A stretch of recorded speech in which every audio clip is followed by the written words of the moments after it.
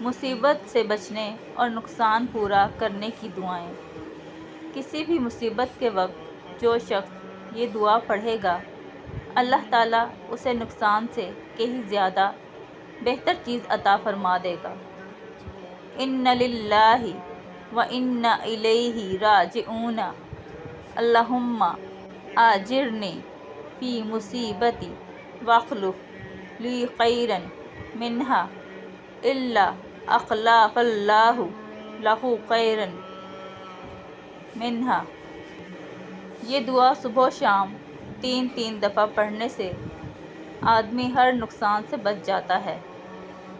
بسم اللہ الذی لا یضر مع اسمہ شیء فی الارض ولا فی السماء وہو السمیع العلیم۔